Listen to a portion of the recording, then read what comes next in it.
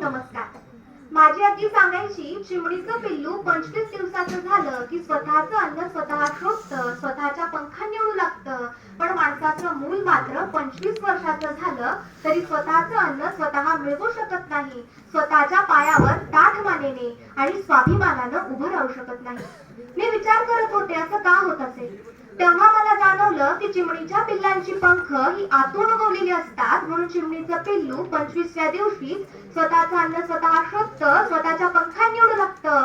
पण माणसांच्या मुलांना विद्यापीठची डिग्री नावाची पंख देताना ती बाहेरून चिटकवलेली असतात, म्हणूनच माणूस 25 वर्षाचा झाला तरी स्वतःचं अन्न स्वतः मिळवू शकत नाही, स्वतःच्या पायावर उभं राहू शकत नाही. हे आजच्या कारकून बनविणाऱ्या शैक्षणिक परिस्थितीत वाढत्या बेरोजगारीचं भयानक वास्तव आहे.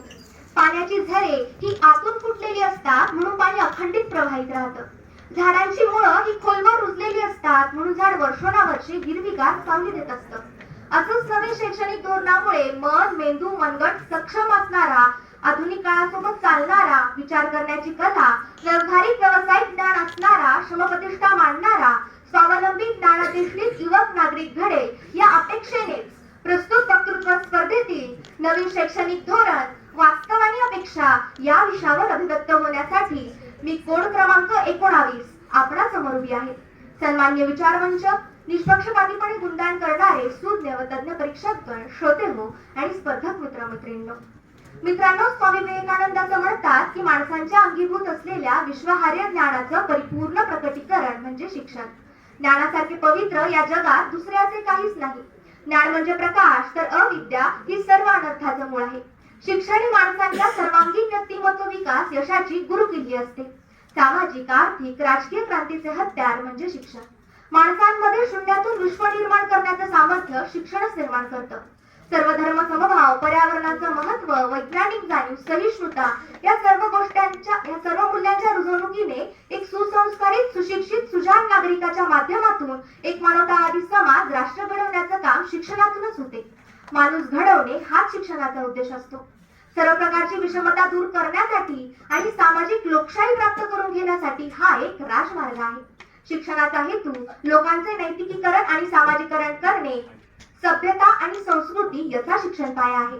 धर्माचे दुसरे नाव म्हणजे स्वातंत्र्य, समता, बंधुता, एकात्मता, मानवता, व्यक्तीला ही जाणीव शिक्षणानेच होते.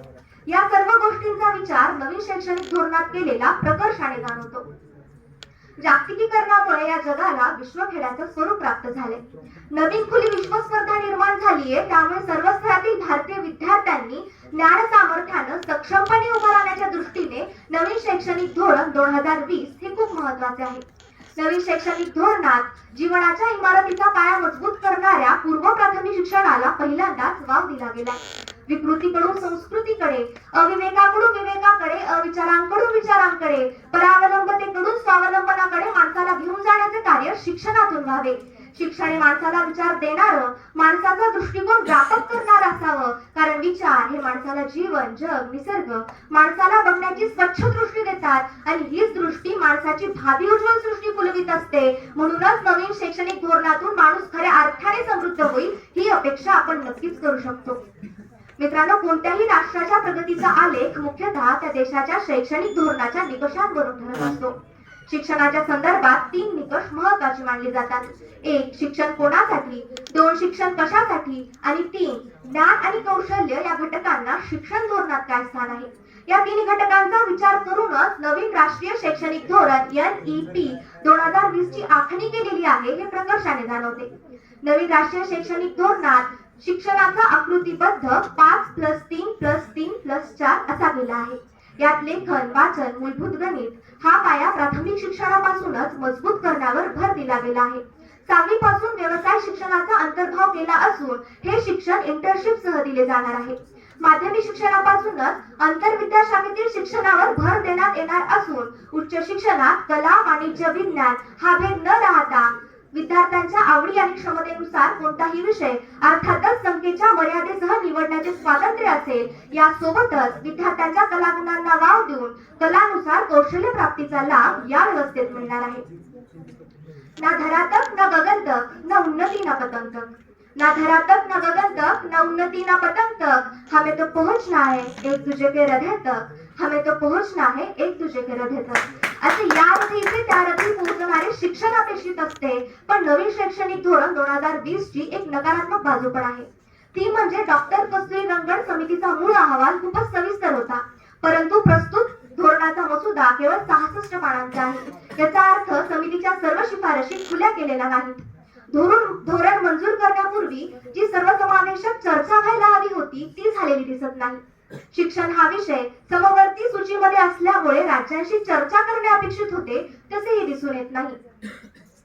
शिक्षणाबाबतीतील शिक्षण संकुल ही संकल्पना संशयास्पदच वाटते। धोरणात धर्मनिरपेक्षता या मूल्याचा कुठे उल्लेखही नाही। अशा काही मर्यादा जरी असल्या तरी नवीन राष्ट्रीय शैक्षणिक धोरण 2020 हे भविष्यवेधी घडवणारे आहे। मित्रांनो, शेवटी जाताना एवढेच म्हणेल, शिक्षण देण्याची आपली जबाबदारी सरकारने झटकता कामा नये। शिक्षण कोणासाठी याचे उत्तर घेऊ इच्छिणाऱ्या प्रत्येकासाठी शिक्षण कशासाठी, तर शिक्षण उपजीविका आणि विकासासाठी जास्ती महत्वाचे आहे। आणि ज्ञान, शिक्षण, कौशल्य या गोष्टी वेगळ्या काढता येणार नाही, त्यामुळे या तिन्ही गोष्टींची योग्य ती सांगड घालून समतोल साधणे महत्वाचे आहे। नवीन शैक्षणिक धोरणाचा हेतू आणि आकृतीबंध चांगला असला तरी योग्य ती आर्थिक तरतूद आणि अपेक्षित बदलांसह परिणामकारक अंमलबजावणी झाल्यास नवीन राष्ट्रीय शैक्षणिक धोरण अर्थातच न्यू एज्युकेशन पॉलिसीचे उद्दिष्ट साध्य होऊ शकेल। नवीन राष्ट्रीय शैक्षणिक धोरण हे राज्याची भविष्याची विकासाची पुढची उज्ज्वल दिशा आणि युवा पिढीचे भविष्य निश्चित करणारे ठरो हीच अपेक्षा।